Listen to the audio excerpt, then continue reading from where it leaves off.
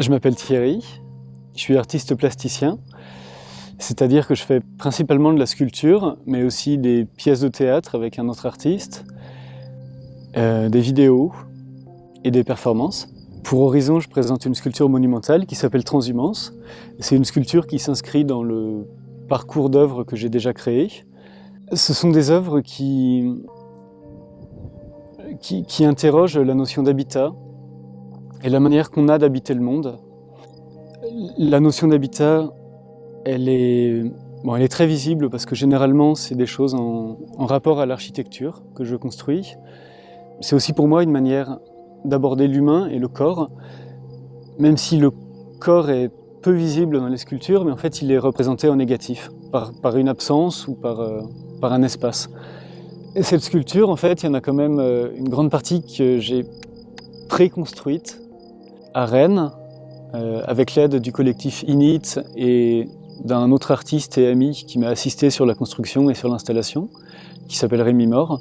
Donc quand j'ai imaginé ce projet, en fait j'avais repéré plusieurs sites du massif de Sancy qui étaient vraiment des lieux d'estive pour les bergers, où jusqu'à il y a grosso modo un siècle, c'est à peu près là que ça a vraiment disparu, les bergers se déplaçaient avec leurs troupeaux en déplaçant une maison, en déplaçant une cabane avec eux.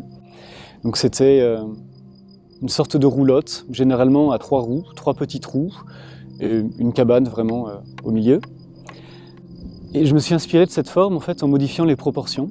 Donc il s'agit bien d'une cabane sur 3 roues. Simplement les roues qui normalement sont toutes petites, dans cette œuvre, deviennent des roues immenses qui surplombent les visiteurs, puisqu'elles font plus de 3 mètres de haut.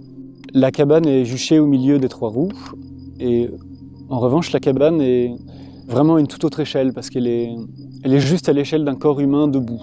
En faisant cette œuvre, je ne m'intéresse pas que à la manière qu'avaient les bergers de vivre ces transhumances, mais je m'intéresse en fait aux migrations des hommes, et à nouveau à ce que signifie habiter le monde, mais aussi à ce que signifie se déplacer, et ce que serait peut-être la cellule minimale pour habiter, pour avoir un chez-soi.